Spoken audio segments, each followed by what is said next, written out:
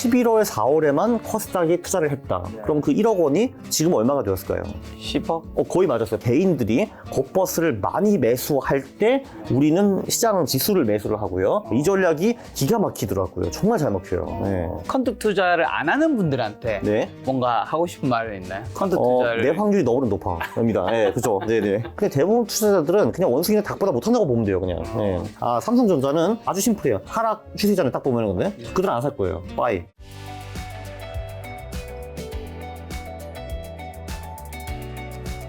자, 작가님 하면 이제 누구나 펀드 투자자라고 알고 있을 텐데 네. 그럼 그 펀드 투자자 관점에서 네. 올해 주식 시장은 지금 어떻게 보고 있나요? 저는 계절성이라는 걸 꽤 중요시 여기는 계절성. 사람입니다. 네, 계절성이라는 게 이게 딱 보면 좀 미신 같기는 한데 그러니까 특정 월에는 주식이 좀 잘 나가고 특정 월에는 못 나가고 뭐 또는 특정 연 그리고 특정 일이 될 수도 있고요. 그래서 이게 사실 근거가 있나라고 할 수 있는데 실제로 투자해서 적용해 보면은 맞는 경우가 안 맞는 경우보다 그래도 훨씬 더 많더라고요. 근데 재밌는 거는 2022년 같은 경우는 요 계절성이 한 절반 정도 맞았나? 그랬는데 23년 다 맞아왔어요, 지금까지. 그래서 굉장히 흥미롭더라고요. 물론 그렇다고 해서 미래에도 다 맞을까? 그것도 다른 얘기인데. 그래서 올해는 이상하게 잘 맞더라고요. 네, 그래서 구체적으로 말씀드리면은 제가 늘 하고 다니는 소리가 있죠. 11사 천국, 50지옥이라고 합니다. 그러니까 주식시장이 11월, 4월에 수익이 굉장히 좋고 5월, 10월에 안 좋다라는 건데 그래서 이것도 맞을 때가 있고 이제 안 맞을 때가 있거든요. 올해는 되게 잘 맞는다 이거예요. 그러니까 뭐 예를 들면은 제가 지금 3%에 3번 나간 것 같거든요. 게스트로. 그래서 1월 첫 방송이 딱 나갔어요. 1월 2일 날. 그래가지고 딱 보니까 헤이 그 1월에 많이 오를 수밖에 없겠는데요. 특히 23년 좋을 수밖에 없겠는데요. 라고 말을 했거든요. 욕을 많이 먹었죠. 야 이놈아. 야 지금 주식이 떨어지는 게 말이 되냐. 했거든요. 근데 보니까 이제 1월에 엄청나게 많이 이제 올랐죠. 이런 말을 다시 부르더라고요. 다음은 하니까 네 1월에 이렇게 코스닥이 많이 올랐을 경우에는 2월에 좀 조정받는 경우가 꽤 있었다라고 했거든요. 실제로 2월에 코스피가 한 0.5%인가? 그 정도 조정을 받았어요. 그래서 내가 두 번이나 맞았다고? 했거든요. 그래서 이제 3월에 또 불렀어요. 그래서 근데 이제 그래서 그 3월에 부른 내용을 여기서 또 할 건데 이게 굉장히 재밌는 게 뭐냐면은 주식 수익에서 수익의 대다수는 3월 15일부터 4월 23일, 그 한 40일 정도 남짓되는 그 부분에 이루어집니다. 3월 15일부터 4월 23일. 네. 제가 이제 좀 신비로운 얘기를 몇 개 할 건데요. 저기 코스닥 같은 경우 있잖아요. 코스닥은 2001년부터 그러니까 지금까지 몇 프로 정도 올렸을 것 같아요? 그러니까 지금 22년 동안이잖아요. 그죠? 22년 동안에 코스닥이 몇 프로 정도 올랐을 것 같아요? 근데 그때 닷컴 버블이 있었기 때문에 아니요. 2001년은 이미 좀 어느 정도 빠졌어요. 2000년 초반이 닷컴 버블의 하이라이트였거든요. 2000년 3월이 나스닥이 깨진대요. 네. 그래도 뭐 한 3배? 네. 3배는 이제 아니고요. 한 20%도 안 올랐어요. 20%도 안 올랐어요. 그때 700포인트였어요, 코스닥이. 근데 오늘 얼마죠? 810, 20? 뭐 그 정도잖아요, 그죠? 20%도 안 올랐거든요. 굉장히 쇼킹한데. 자, 근데 그러면은 우리는 그 3월 15일부터 4월 23일, 그 40일만 투자를 하고, 나머지 320일은 쉬었어요. 그렇게 해가지고 2001년부터 꾸준히 투자를 했습니다. 또, 그럼 얼마 벌었을까요? 250% 이상. 네, 굉장히 쇼킹하죠. 그러니까 이제 우리가 1년 내내 코스닥을 투자를 하고 막 기우제에 막 기도를 하고 해도 20% 벌었는데 우리가 딱 그 한 달만 투자를 하고 12개월 동안 놀았다라고 하면은 250%를 벌 수가 있었어요. 자, 지금 작가님 말씀하신 대로 2000년부터 2023년 오늘 코스닥은 823. 네. 그리고 작가님 말씀하신 연도는 한 요쯤 되는 거겠네요. 네, 맞아요. 보시다시피 요때랑 차이가 거의 없어요. 제가 심지어 데이터를 왜곡하기 위해서 이때 시작하지도 않았습니다, 저. 그렇죠. 이게 뭐야? 2,900이었어? 2,900인데 700까지. 그러니까 일단 70% 떨어졌는데 저는 요거 심지어 뺐어요, 근데. 요때부터 본 건데 여기부터 여기까지 한 20% 올랐거든요, 지금. 그렇죠. 한 가지 확실한 거는 코스닥은 지수를 사면 안 되겠네요. 그렇죠. 그냥 영원한 횡보. 근데 여기서 또 이제 재밌는 게 또 하나 있는데 그 한 달 동안만 투자를 했으면 사도 됐어요. 기왕 나왔으니까 이제 코스닥도 얘기를 하나 하는데 그러면은 우리가 이제 97년쯤 그러니까 IMF쯤에 그러니까 우리가 1억 원이 있었으면은 실제로 강남에서 아파트를 살 수가 있었더라고요. 살 수가 있었는데 우리가 그 아파트를 안 사고 나는 코스닥에 투자를 하겠어라고 하는 거죠. 그러니까 이 연절이겠네요, 그죠?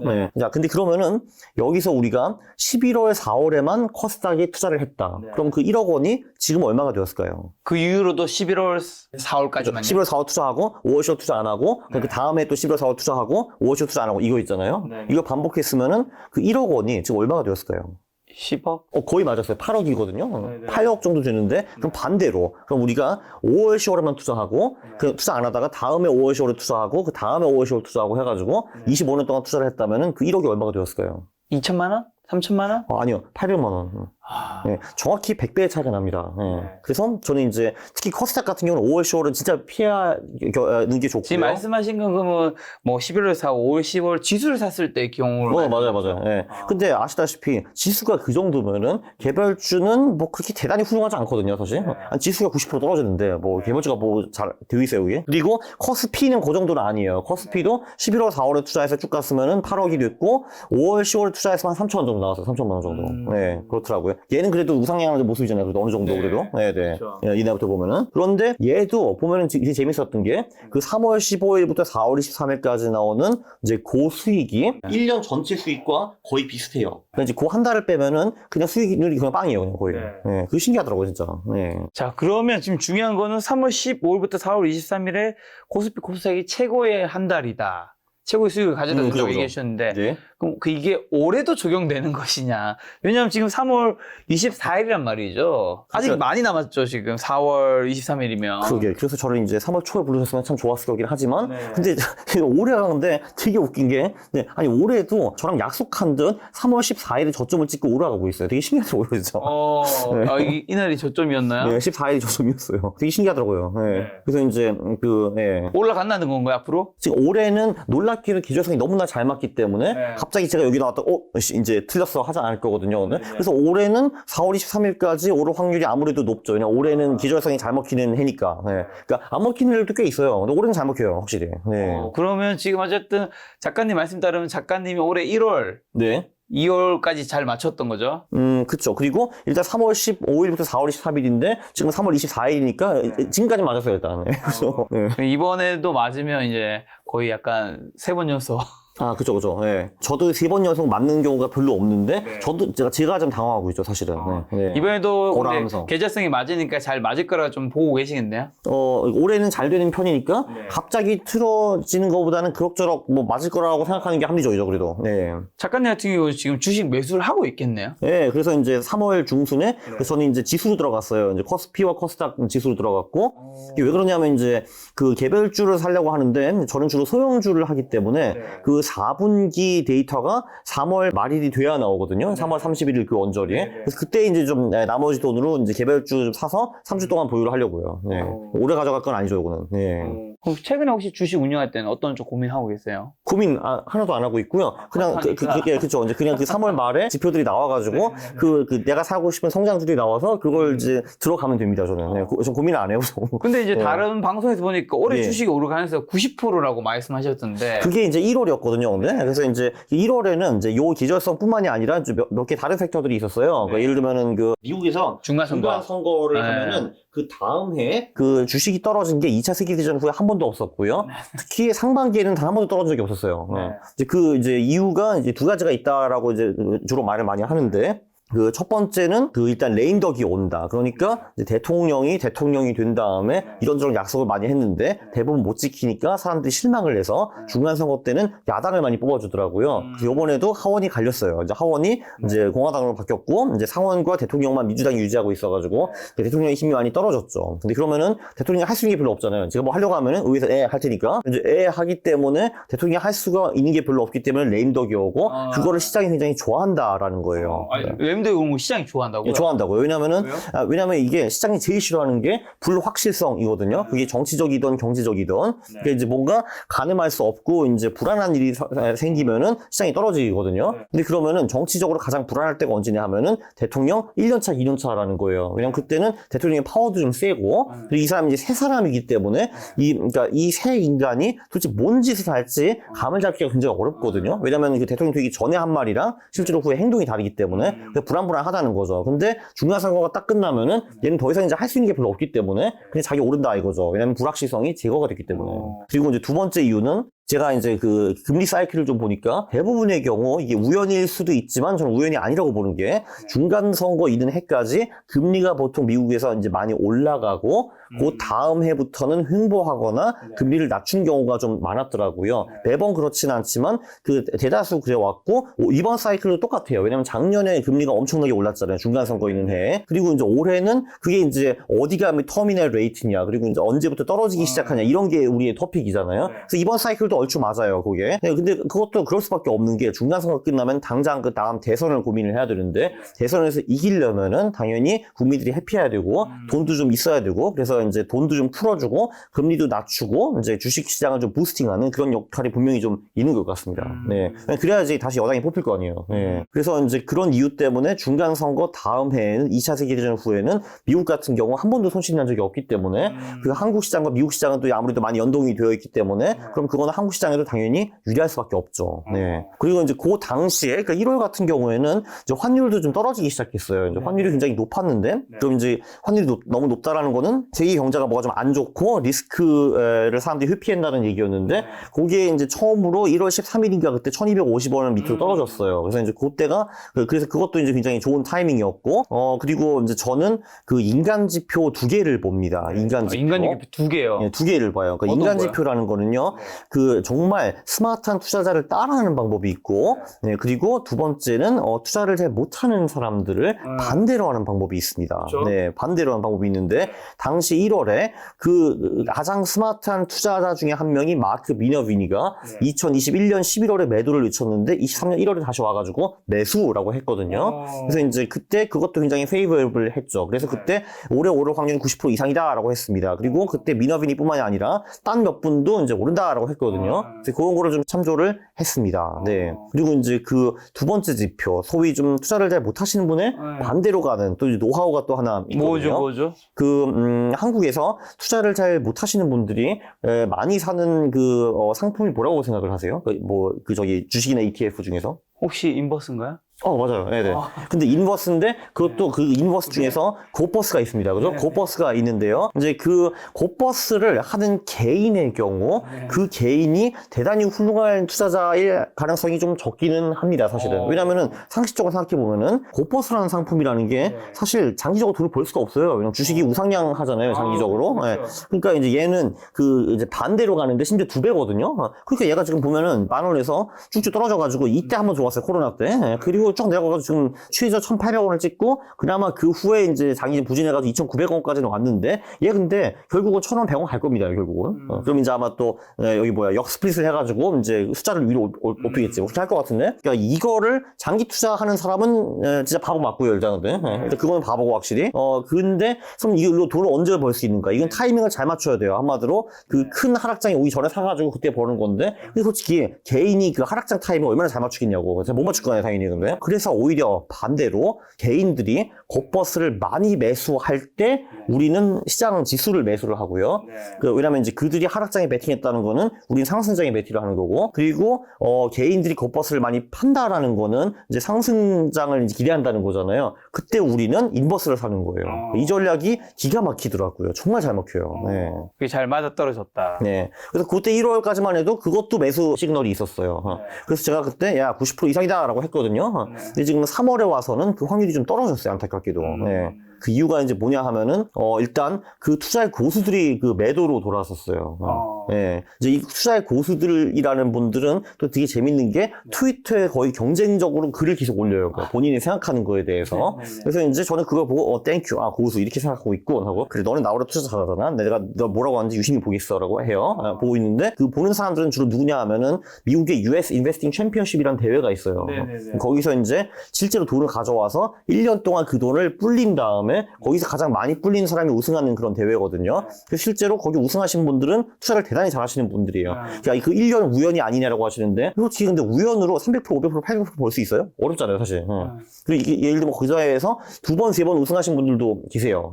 그런 분들은 이제 완전히 그 찐이라고 볼 수가 있는데 그분들이 3월에 매도로 돌아섰는데 사실 이분들은 주로 가격과 거래량의 패턴이랑 차트를 이제 주로 보기 때문에 자기들이 왜 팔았다라고 구체적으로 밝히지는 않았는데 그 당시에 그 SVB 그러니까 그 실리콘밸리 뱅크가 망하면서 시장의 변동성이 확 늘어났는데 대부분 고수들은 그런 변동성이 확 늘어나는 거를 별로 좋아하지 않아요. 그래서 그들이 그때 공통적으로 말한 거는 우리 리스크 모델이 지금 이제 매수에서 매도로 전환했다라는 말을 했고 지금 변동성이 너무 크기 때문에 변동성이 다시 좀 줄어들기까지 좀 기다려라 뭐 이런 말들 많이 하셨어요. 그래서 제가 사실 3월 중순에 제 기절성을 보고 풀베팅을 하려고 했는데 풀베팅을 그때 안 했어요. 이 사람들 때문에 진짜 혼란돼. 그래서 저는 이제 3월 말에 마지막을 들어갈 겁니다. 네. 아니 근데 미국의 이제 실리콘밸리 은행이 이제 파산되고 난 다음에 네. 어쨌든 이 고수분들이 좀 매도를 했다는 거잖아요.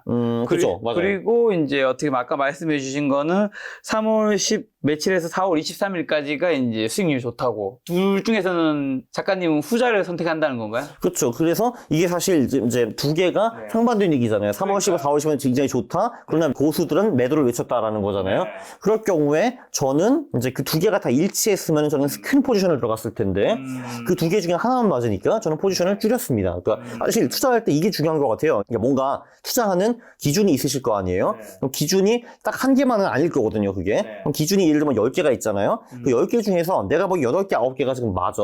그러면 세게 들어가는 거고 한 5개밖에 안 맞아 하면은 포지션을 줄이세요. 그게 사실 제대로 투자하는 방법인 것 같아요. 그리고 그 10개 중에서 맞는 게 한두 개밖에 없어. 그러면 그 투자 안 하고 쉬어가는 게 좋은 거죠. 그 나머지 8개 지표들이 좋게 돌아설 때까지. 네. 그럼 혹시 2026년까지 주식시장이 우상해야 한다는 뭐 이야기도 좀 하셨던데. 이제 그거는 이제 레리 윌리엄스가 이제 한 소리고요. 이제 레리 윌리엄스는 또 누구냐 하면은 이제 이분도 그런 이제 US 인베스팅 챔피언십은 아닌데 비슷한 선물 대회에서 우승하셨어요. 이분이 그때 만 불을 1년 만에 110만 불로 불려가지고 화제가 되신 분이죠. 그리고 10년 후에 자기 딸을 그 대회에 내보냈어요. 17살짜리 꼬맹이를. 꼬맹이도 우승했어요, 거기서. 한 10배 정도 불려가지고. 그래서 이제 이분이 우연이 아니다라는 거를 그냥 증명한 거죠. 왜냐면 내 방법을 그 10대 꼬맹이가 사용해도 될 수 있다라는 걸 증명하시고, 그리고 이제 저도 이제 강의를 많이 하는 편인데, 강의를 막 하면서 트레이딩을 같이 하셨어요, 이렇게. 그러니까 라이브 트레이딩. 자, 여러분, 우리 선물 삽시다. 자, 이제 우리 금을 팝시다. 해가지고, 그렇게 라이브 거래를 하면서 100만 불을 버신 분이에요. 수강생들 다 지켜보는 앞에서. 이제 이런 분인데, 이제 그분도 계절성을 굉장히 많이 보시는데, 이분은 이제 60년 이론을 펼치셨어요. 그러니까 미국 주식이 60년 사이클을 따른다는 말씀을 하셨거든요. 그래서 실제로 1922년, 82년, 요때 최저점이 왔었어요. 그래서 이분의 이론은 2042년에 또 최저점이 온다라는 거였고, 또 이게 재밌는 게 뭐냐면은 1962년장과 2022년장 그 미국 주식의 차트를 보면은 되게 겹쳐요. 그러니까 거의 똑같이 갔거든요. 그래서 이제 그런 이론으로 보면은 그 당시에도 주식시장이 62년까지 바닥을 치고 한 66년까지 이렇게 올라줬거든요. 그래서 2026년 얘기를 하신 것 같아요. 이게. 이거는 근데 제가 보기에는 이제 맞을 확률이 아무래도 좀 많이 떨어져요. 왜냐하면 이게 사실 내일 주가도 예측하기 어려운데 3년 후 주가를 예측하는 그거 진짜 좀 어렵거든요. 그래서 이거는 그냥 참고상 두고. 근데 왜냐면은 근데 또 이거를 근데 미신으로 또 완전히 볼 수가 없는 게 이 양반이 2003년에 책을 썼거든요. 근데 2003년에 이런 계절성 얘기를 썼는데 그 양반 이론은 2022년에 저점이 온다라는 거였거든요. 왔어. 네. 네, 그래서 이제 20년 전에 그래서 이거가 이제 완전히 허무맹랑한 슈레기는 아닌데 그렇다고 해서 내 전체 자산을 2026년까지 오른다고 배팅할 것 같지는 않아요, 저는. 네. 참고하긴 좋을 것 같아요. 혹시 매수 외도 타임과 관련해서 수익률이 높은 경제지표는 혹시 또 다른 게 있을까요? 경제지표. 예를 들면은 그 미국 인플레이션이 석 달 연속으로 떨어지면은 그게 보통 좋은 시그널일 경우가 이제 많았고요. 그리고 사실 경제지표는 이제 매수 시그널보다는 매도 시그널을 쓸 수 있는 경우가 좀 많은 것 같아요. 예를 들면은 하이힐드 스프레드라는 게 있거든요. 이제 하이힐드 스프레드는 미국에서 신용이 좀 높은 회사의 채권과 신용이 낮은 회사의 채권의 수익률 차이라고 보시면 될 것 같아요. 그 두 개, 그러니까 이제 신용도 높은 회사, 낮은 회사의 장기 채권의 수익률 차이. 그게 경기가 좋으면은 보통 2, 3% 정도인데 이게 이제 경기가 불안할수록 그 스프레드가 올라가기 시작하죠. 왜냐하면은 신용도가 낮은 기업도 실제로 망할 수가 있기 때문에. 그래서 보통 5%, 6%, 7% 넘어가면은 경기 상황이 매우 안 좋기 때문에 그때는 아예 투자를 안 하는 것도 한번 고려하는 게 방법이에요. 네, 그게 이제 괜찮은 방법이고. 그리고 이제 환율 같은 경우는 네, 환율과 관련해서도 뭐가 있나요? 네, 매수 타이밍으로 쓸 수 있는 게 이거는 이제 박세익 대표님 아드님이 개발하신 전략인데. 아드님이? 네, 아드님이. 그러니까 그 아빠 전략이 있고 아들 전략이 있는데 자, 아빠 전략은 오히려 환율이 1250원을 이제 아래에서 돌파할 때. 왜냐면 아래에서 돌파한다는 거는 그 외국인 입장에서는 환율이 높아지면은 한국 시장의 밸류에이션이 싸지는 거고 그리고 이제 환율이 높아지면은 수출에 더 유리하기 때문에 결국 이제 우리 기업의 펀더멘털이 좋아진다. 그래서 그때 들어가라라고 하신 건데 이 전략의 문제점은 뭐냐 하면은 이게 환율이 1250원 돌파한 다음에 1300원, 1400원, 1500원, 2000까지 가는 경우도 있잖아요. 그때는 주식이 미친 듯이 떨어지기 때문에 초창기에 30% 이상 손실이 날 경우가 있었어요, 이게. 제가 돌려보니까. 자, 근데 아드님은 어떻게 하는가? 일단 환율을 오르기 냅둬. 이제 오르기 쳐 냅두잖아요. 이번 같은 경우는 1400원절이 어디까지 갔잖아요. 1440. 그렇죠. 여기가 갔잖아요. 여기가 갔어요. 그 다음에 이제 그때 되게 불안했어요. 이게 언제냐. 이게 10월 10월인가요? 네, 10월입니다. 공교롭게 이것도 10월이네. 오케이. 그래서 이때 막 이게 나왔거든요. 뭐 킹달러가 어쩌고 1,500원, 2,000원은 가네. 뭐 2,000원 갈 수밖에 없다. 이런 얘기가 나왔거든요. 안 가지만 보니까. 예, 그래서 이제 달러가 계속 오른다는 거는 이게 이제 불안하다는 거잖아요. 근데 이제 불안감이 어느 정도 해소가 돼서 다시 1250을 밑으로 내려올 때 매수하는 것이 좋은 타이밍입니다라고 아드님 말씀하셨는데 그게 조금 더 투자하기가 쉬워요. 예. 왜냐면 이게 무릎에 사서 어깨에서 판다고 하는데 이 무릎도 내려가는 무릎이 있고 올라가는 무릎이 있거든요. 올라가는 무릎이 투자하기 훨씬 더 쉽습니다. 왜냐면 내려가는 무릎에 샀다가 내가 이게 무릎인 줄 알았는데 알고 보니까 무슨 허리였어요. 근데 그럼 저 밑에까지 또 내려가면은 얼마나 힘들겠어요, 그게. 그죠? 네. 작가님 같은 경우는 사실 네. 뭐 어떤 다른 여러 가지 분석을 한다기보다 기존에 있었던 데이터들을 가지고 네. 통계치 데이터를 가지고 그때 수익률이 높았던 것들 위주로 이제 조합을 해서 투자를 하는 거잖아요. 맞아요. 그리고 기본적으로 이제 투자의 유의미한 지표들이 상당히 많이 있거든요. 그럼 이제 그 지표들을 긁어 모아가지고 이 지표들 중에서 그러니까 상당 부분이 상승장을 가르치면은 이제 당연히 배팅을 크게 하는 거고 얘네들이 저보다 삐걱거리면은 이제 빠이빠이 하는 거죠. 네. 그럼 이제 컨트 투자하시는 이제 작가님은 컨트 투자 이제 안 하시는 분들한테 가장 많이 받는 비판은 좀 뭐라 생각하시고? 아, 비판이요? 네, 비판 같은 건 당연히 어떤 투자법이든 받을 수 있는 거니까. 뭐 그런 거 있죠. 그거는 과거 데이터일 뿐이고 그러니까 미래랑 관계가 없다고 미래랑 말을 하는데 꼭 그게 네. 반복되는 거냐? 근데 예를 들면 조금 전에 계절성도 설명드렸듯이 네. 반복이 되잖아요, 근데. 네. 그리고 이게 이제 이런 거거든요. 이거 반복이 100% 되는 거는 아무것도 없어요, 근데. 근데 솔직히 60, 70%만 된다 하더라도 나는 돈을 벌 수 있거든요, 그걸로. 왜냐면 60% 돈을 벌고 30, 40% 돈을 잃는다 하더라도 아주 심플하게 말해서 이제 버는 것과 이제 깨지는 돈이 똑같다라고 하면 저는 벌거든요. 그냥 두 번 벌고 한 번 깨지잖아. 두 번 벌고 한 번 깨지고 두 번 벌고 한 번 깨지면 퍼는 거지. 예, 그쵸. 근데 그거 안 되는 한 번, 그러니까 이제 왜 30%가 안 되잖아요. 그때 이제 비판이 많이 올라요. 너 틀렸네 뭐 하면서 근데. 예. 근데 저는 제가 틀렸다고 보지 않거든요. 난 늘 말하거든요. 야, 내 확률이 60, 70%라고. 예. 그래서 지금은 그 60, 70%가 아닌 구간이다라고 말을 하죠. 예. 작가님은 컨트 투자를 안 하는 분들한테 네. 뭔가 하고 싶은 말이 있나요? 컨트 투자를. 내 확률이 너무나 높아입니다. 예, 그죠. 네네. 아주 심플합니다, 진짜. 네네. 농담이 아니고요. 그런 거 아마 많이 보셨을 거예요. 이제 인간과 원숭이가 배틀하면은 원숭이가 이긴다. 아, 예, 맞죠, 네. 맞죠, 맞죠. 그러니까 실제로 그렇게 사람 대 동물 대회를 해가지고 사람이 이긴 적이 한 번도 없어요, 지금까지. 그러니까 한국도 그런 거 했대요. 한국도 이제 전문가들과 닭과 배틀을 시킨 적이 몇 번 있어요. 근데 이제 그 첫째 주에는 닭이 이제 이겼고요, 2명한테. 그리고 두 번째 주에는 한 명의 전문가가 거의 닭과 비슷한 수익을 냈대요. 그래서 이제 닭이 3승 1무로 이기고 그 후에는 그 대회가 중단이 됐어요. 왜냐면은 이제 좀 자존심 상하잖아요. 난 전문가인데 미래 치킨한테 진 거잖아요. 근데 그러니까 제 미래는 사실 치킨 되는 거밖에 없는데 저놈한테 진 거예요. 근데 빡치잖아요, 그게. 그래서 그 대회가 중단이 됐는데 근데 실제로 그냥 대부분 투자자들은 그냥 원숭이나 닭보다 못한다고 보면 돼요, 그냥. 네. 근데 네. 원숭이나 닭보다 이제 못한다는 사실 그거는 이제 뭐 작가님이 만들어낸 게 아니라 실제로 있는 그래요. 네. 실험 데이터잖아요. 네. 그런 근데 일이 왜 발생했을까요? 그 왜 발생하냐 하면은 닭과 원숭이나 이런 친구들은 그 랜덤으로 아무거나 찍을 거잖아요, 근데. 그래서 아무거나 찍으니까 얘가 이제 올라갈 확률도 이제 대충 50대 50이라고 보면 돼요. 또는 이게 1년 투자면은 얘가 랜덤으로 아무거나 찍으면은 오를 확률이 한 70대 30 될 거예요. 70대 30. 예, 되는데 근데 이제 인간은 생각을 하지. 예, 이게 생각을 하는데 생각이 이제 이상하게 돌아가는 게 이제 보통 이런 거예요. 이게 투자에서 유일한 진실은 하나밖에 없어요. 수익은 길게, 손실은 짧게. 그렇죠. 그러니까 한마디로 우리가 아무리 노력을 해도 100% 승률이라는 걸 만들 수가 없고 우리가 아무리 노력을 해도 0% 승률도 만들 수가 없어요. 내가 정말 잃고 싶어서 작정해서 투자를 한다 하더라도 내가 매번 잃을 수가 없거든요. 그게 어쩌다 오르게 돼 있거든. 근데 지금 보면은 내가 벌 때는 많이 먹고 깨질 때는 조금만 깨지면 되는 거거든요. 자, 근데 그러면은 조금만 깨지려면은 결국은 손절을 해야 돼요. 떨어지는 거를. 왜냐면 이제 그래야지 큰 손실을 피할 수가 있으니까. 근데 아시잖아요. 안 하는 거 사람들이. 네, 안 하잖아요.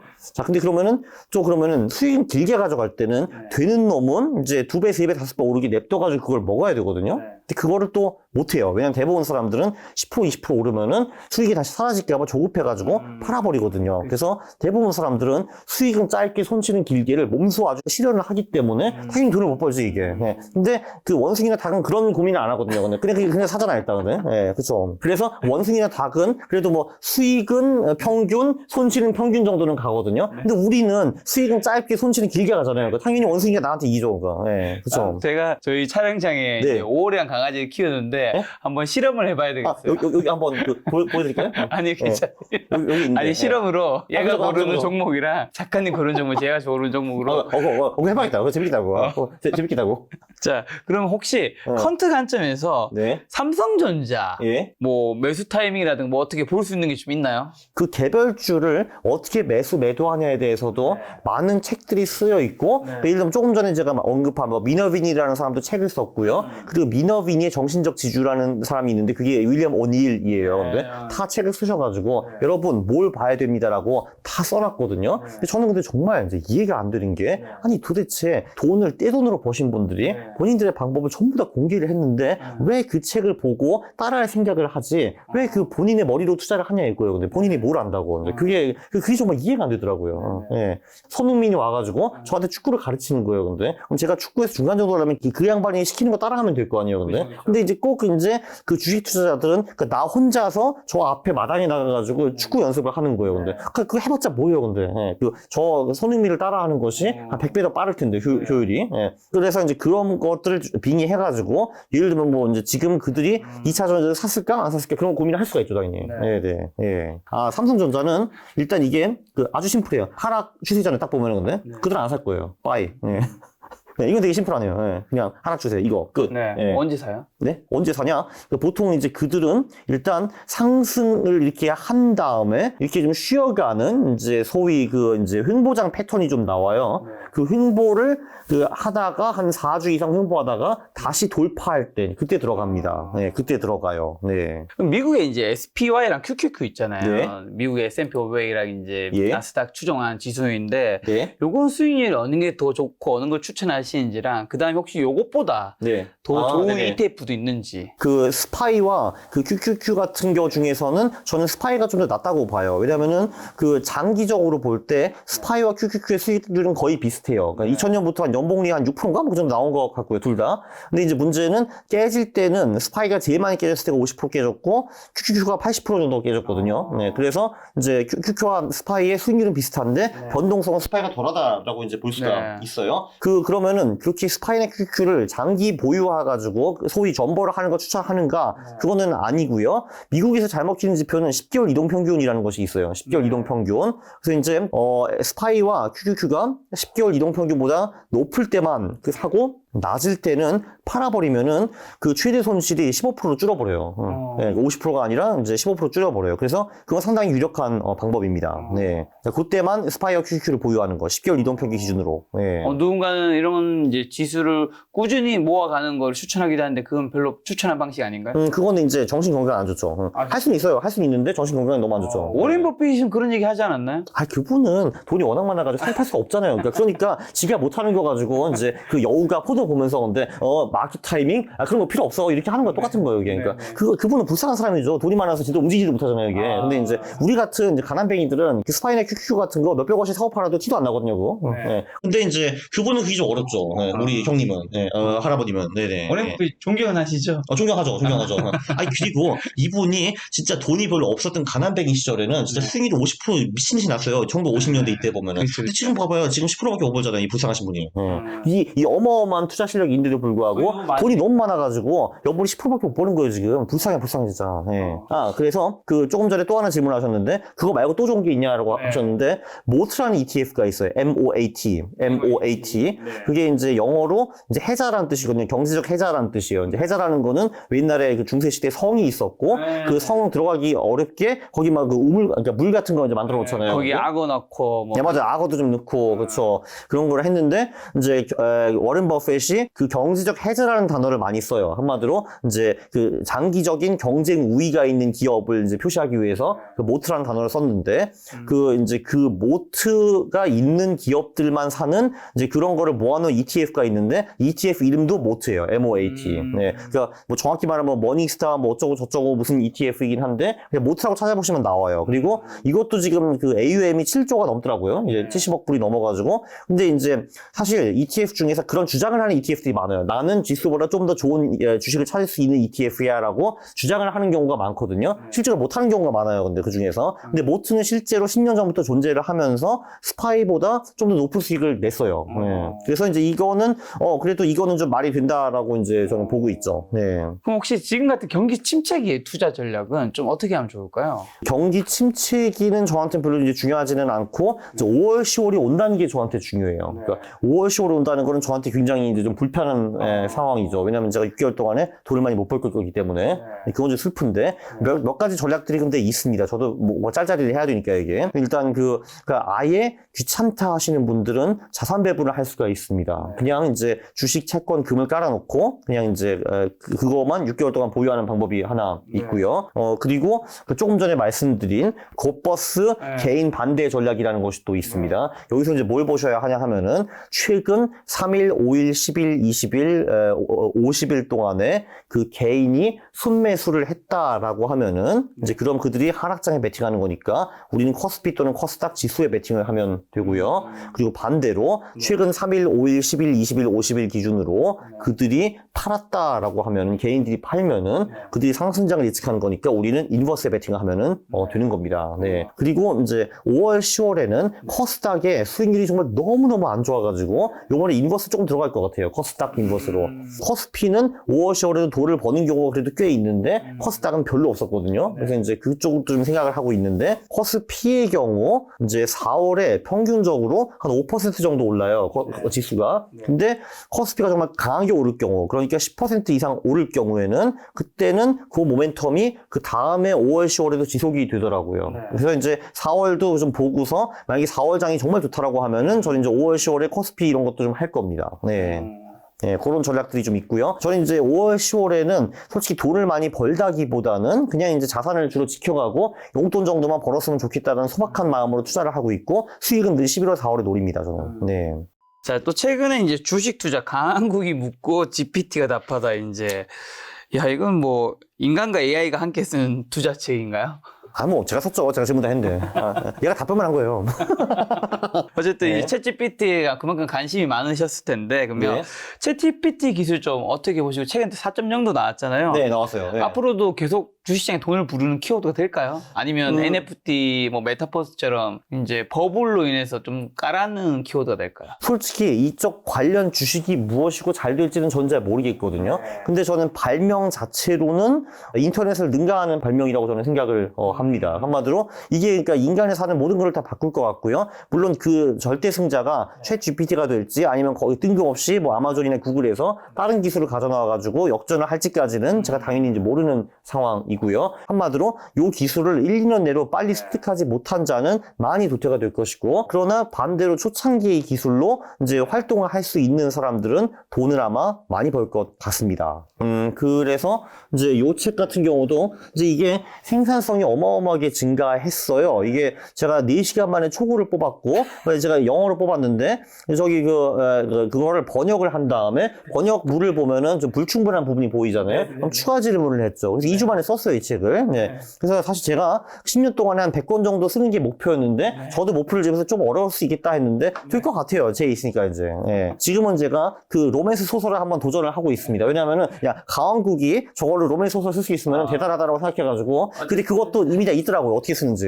어쨌든 종목은 잘 모르겠으나 챗GPT, AI 이쪽은 크게 발전하는 시대를 바꾸는 키워드가 될 거라고 보시는 것 같네요. 맞아요. 예. 네, 그거는 이제 확실할 것 같아요. 예. 저도 이 책 쓰고 나서도 하루에 1시간은 무조건 얘랑 대화를 합니다. 예. 그냥 무조건 집에 가가지고 주로 이런 거 물어줘. 너를 통해서 어떻게 돈을 벌 수 있니? 그럼 친절하게 답을 해줘요. 예를 들면은 우리 지금 유튜버들이잖아요. 근데 그러니까 이제 뭐 그런 것도 해줘요. 그러니까 그 영상을 찍으시오. 그러면은 영상을 어떻게 찍는 거야? 하면은 제가 예의도 대줘요. 예를 들면은 챗GPT 돈을 버는 6방법 해가지고 그 영상 시나리오를 적어줘 하면은 쫙 적어준 다음에 그 시나리오를 가지고 AI 영상을 만드는 법도 가르쳐 주거든요. 그래서 이렇게 하는 거야. 무궁무진해요. 네네. 가장 뜨거운 건 2차 전지잖아요. 2차 전지. 네. 지금 화면에 보이는 것처럼 에코프로 같은 종목은 네네. 엄청나게 올랐고 예를 들면 또 최근에 오른 저희가 뭐 추천주가 아니라 여러분 예시입니다. 예시. 예. 뭐 금양 같은 종목 보면 아주 금양 안 봤는데 미친 듯이 올랐는데 어떻게 보세요? 이 종목이 아니라 2차 전지 섹터에 이렇게 뜨겁게 오르는. 사실 제가 차도 없어가지고 2차 전지에 관심이 사실 없어요. 왜냐면 이제 어차피 뭐 산업과 기업의 지식으로 투자하는 사람이 아닌데, 근데 저는 이 빙의는 할 수 있죠. 자, 이거를 보고서 데이비드 라이언이나 마크 미너빈 투자를 했을까? 안 했을까? 그거는 제가 해볼 수 있습니다. 네, 해볼 수가 있는데, 보면은 일단 그들이 지금 상황에서 살 가능성은 사실 없어요. 이제 그들은 공통점이 있는데, 일단 상승을 이제 쭉 한 다음에 그 중간에 이제 몇 주간 횡보를 하고 쉬어가고 거기서 다시 재돌파할 때 이제 들어가거든요. 제가 근데 한번 요 시점도 봤어요. 혹시 그들이 이쯤에 들어갔을까라고 이제 한번 제가 한번 그들한테 빙의를 해서 봤는데, 요 당시에 이제 50일과 200일 이동평균을 보니까 횡보하고 있더라고요. 그래서 그들이 생각하는 상승 추세가 아니었어요. 그래서 그들은 아마 그때 요때 안 들어갔을 것 같아요. 그리고 지금도 안 들어가요. 지금은 이제 너무 많이 올라있기 때문에 여기서. 근데 이제 이 위에서 이 주식이 이런 식으로 이제 뭐 횡보를 이렇게 한 다음에 다시 재돌파할 때는 그들이 들어갈 거예요, 아마. 네. 그 다음에 또 중요한 게 있어요. 이제 그분들이 사실 무엇을 사느냐도 중요한데 얼마 정도 베팅을 하느냐 이런 게 사실 훨씬 더 중요하거든요. 왜냐면은 내가 산 주식이 100% 올랐어. 90입니다. 근데 내가 10만 원 샀으면은 10만 원 버는 거고 1억을 사면 1억을 버는 거잖아요. 근데 이제 그분들이 그런 것도 되게 정확하게 명시를 해주세요. 얼마를 들어가야 되는지. 자산이 1억이라고 하면은 이분들은 보통 5에서 10%로 시작을 합니다. 근데 5에서 10%, 그래서 맥시멈 베팅이 처음이 10%예요. 근데 왜 그렇게 하냐면은 그분들이 이렇게 횡보해가지고 돌파할 때 들어가면은 그 주식은 무조건 오르는가? 그게 아니에요. 그분들도 승률이 겨우 50%입니다. 50%인데 그럼 반반이라는 거잖아요. 근데 그러면은 그분들이 돌파를 했는데 이 주식이 8% 꼬꾸라졌다 하면은 그들은 무조건 손절을 날립니다. 이유 불문하고. 그러면은 반대로 생각해보면은 1억을 가지고 1,000만 원을 들어갔는데 8% 손절 치면은 80만 원을 날리는 거잖아요. 그게 총 자산의 0.8% 정도입니다. 그러면은 한번 날려도 큰 타격이 없는 거잖아요. 0.8%니까. 그 대신에 그들은 반대로 1,000만 원을 들어갔는데 이놈이 1,300만 원으로 올라버렸다 하면은 그때 추가 매수를 하더라고요. 추가 매수를 500에서 700만 원 정도 하더라고요. 그럼 이제 내 돈 2,000이 들어가 있잖아요. 그럼 그게 또 추가 상승하면은 뭐 내 총 자산의 맥시멈 25%까지는 내가 봐준다. 이런 식으로 투자를 하더라고요. 네, 그래서 그들이 처음에 들어갈 때는 5에서 10%로 작게 들어가고 오르면은 추가 매수를 하고 내리면 무조건 손절. 이제 요게 사실 우리가 지금 배워야 되는 핵심 포인트인 것 같아요. 네. 왜냐면 이게 위험한 게 2차 전지가 오를지 안 오를지 솔직히 모르겠어요. 근데 그리고 이제 10년 후에 정말 이제 10배로 규모가 커질지 그것도 전 모르겠어요. 저는 아는 게 없기 때문에. 근데 이제 확실한 거는 그게 다 맞다 하더라도 내가 사는 그놈의 주식이 안 오를 수도 있다라는 거예요. 예를 들면 우리가 1998년, 99년, 2000년 이때 IT 버블이 있었는데 그때도 이제 우리가 좀 늦게 들어갔다고 하면은 분명히 인터넷이 그 후 20년 동안 세상을 완전히 바꿔놨는데도 불구하고 그 2000년에 들어가서 돈 번 사람 아무도 없어요. 왜냐면은 심지어 마이크로소프트를 들어갔다 하더라도 15년을 횡보를 했습니다. 마이크로소프트를 그때. 아마존도 마찬가지고요. 15년, 20년 횡보를 한 다음에 본전치기가 된 거거든요. 그래서 사실 주식은 무엇을 사느냐보다는 얼마를 베팅하고 언제 속절 일절할까 그게 훨씬 더 중요해요. 네. 근데 한마디로 2차 전지와 AI주가 일단 지금 당장 핫하기 때문에 그거는 계속 보는 거는 저는 나쁘지 않다고 봅니다. 그러나 그들은 확실히 지금은 들어가지 않을 거고 횡보를 이제 어느 정도 한 다음에 다시 재돌파할 때 들어갈 겁니다. 네. 급등주가 위험한 이유를 혹시 컨트나 뭐 과거 사례를 좀 보여줄 수 있는 게 있나요? 그러니까 예를 들면은 사실 요 주식 같은 경우도 이제 제가 보기에는 그들이 말하는 클라이밍 스톱, 그러니까 한마디로 그러니까 이게 주식이라는 게 상승할 때 처음에 이제 완만하게 오르다가 그 후에 미친 듯이 훅 오르다가 다시 꺼지는 경우가 되게 많거든요. 이걸 이제 클라이밍 스톱이라고 하는데 그분들도 그런 말씀하셨어요. 이제 자기는 이제 2배 이미 오른 주식 사는 거 되게 좋아한다. 그 2배 오르다가 이제 어느 정도 횡보를 한 다음에 재도파할 때 들어가는 건 좋아한다라고 하시는데 그럼 얘도 이제 재도파한 후에 좀 오르다가 나중에 막 3주 내로 막 30, 40% 확 오르는 경우가 있대요. 그때는 청산을 하는 경우가 많다고 하더라고요. 왜냐면 그게 한마디로 이제 마지막 이제 불꽃이라고 이제 볼 수가 있는 거죠. 이제 그건 좀 위험하죠, 아무래도. 네. 자, 그러면 이제 작가님은 만약에 종잣돈 5천만 있다면 어디에 좀 어떻게 좀 투자하면 좋을까요? 올해 지금. 일단 뭐 저는 당장 일단 3월 말에 이제 소형 성장주에 들어가겠죠. 소형 성장주에. 여기서 소형 성장주라는 거는 4분기 실적이 전년 4분기 4분기 실적보다 이제 많이 좋아진 거. 그 실적은 무엇이냐? 매출, 매출 총이익, 영업이익, 순이익 뭐 이런 게 있죠. 네. 그거 3주 들어갔다가 돈을 많이 뺀 다음에 6개월 동안에는 짤짤이만 할 겁니다. 네. 기다렸다가 좀 싸져 있으면 그 자산을 다시 아니요. 그 5월, 10월에는 적극적인 투자는 없습니다, 저는. 아니 이제 그러니까 11월 되면 그죠. 예. 지옥이 끝나고 다시 천국이 시작되는. 그죠. 11월이 되면은 성장주, 가치주 이런 걸로 또 쓸어 담겠죠, 또. 네. 그럼 최근에 이제 좀 만나보시는 투자 고수분들이나 좀 부자분들은 네. 재테크 좀 어떻게 하시고 어떤 주식에 좀 관심 가지고 있는 것 같은가요? 데이 트레이딩 하시는 분들은 네. 그냥 뭐 다 똑같아요. 그냥 AI, 뭐 2차 전지, 뭐 그 전에는 엔터테인먼트였고, 그래서 아마도 그분들은 그렇게 하는 것 같고, 뭐 장기 투자하는 부자들은 제가 최근에 많이 못 만나봤는데요. 네. 몰라요. 사실. 김 작가님은 어떠셨어요? 지금 만나신 분들은? 내가 물어보고 있네. 최근에는 뭐 채권에 관심 가지라는 분들 좀 생각보다 많아졌더라고요. 어떤 거? 채권. 금 얘기하시는 분도 좀 요즘 계시는 것 같고. 네네네. 부동산 얘기하시는 분 요즘 잘 없고. 잘 없죠. 네네. 예. 부동산은 제가 2010년에 사가지고 14년에 판 사람입니다. 아마 저보다 더 바보같이 투자한 사람도 아마 이 대한민국에 거의 없을 거거든요. 제가 바보라는 걸 깨닫고 이제 공부를 좀 더 열심히 했는데 제 공부 결과는 그거였어요. 이제 부동산 같은 경우는 KB 부동산 시세로 저점을 찍은 다음에 그 1년 전 대비 지수가 올랐다는 걸 확인하고 그때 들어가도 전혀 늦지 않더라고요. 예. 보니까 대한민국은 상승 올 때도 처음엔 되게 완만하게 갔다가 주식이랑 똑같네.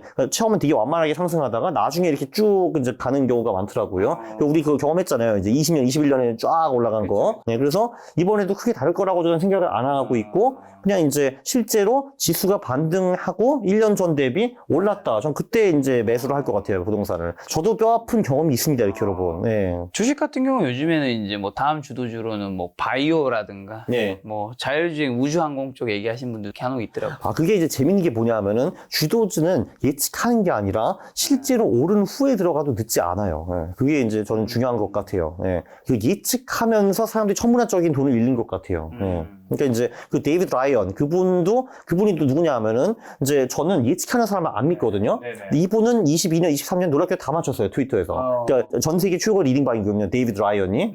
근데 이분도 자기는 이미 2배 오른 주식 사는 거 되게 좋아한다라고 했어요. 이제 플러스 거기 어닝도 이제 많이 성장하고 있고 그러면은 자기는 이제 산다라고 했거든요. 그래서 그냥 그런 주도주가 벌써 2배 올라는 너무 많이 올랐다 할 필요가 없어요. 왜냐면 실제로 박스피 뭐 이런 자에도 10배, 50배, 100배 오르는 친구들이 나오거든요. 그래서 그런 애를 2배 오르는 거 사도 별로 늦지 않아요, 기본적으로. 네. 그러니까 오른 후에 봐도 돼요, 주도주들은. 네.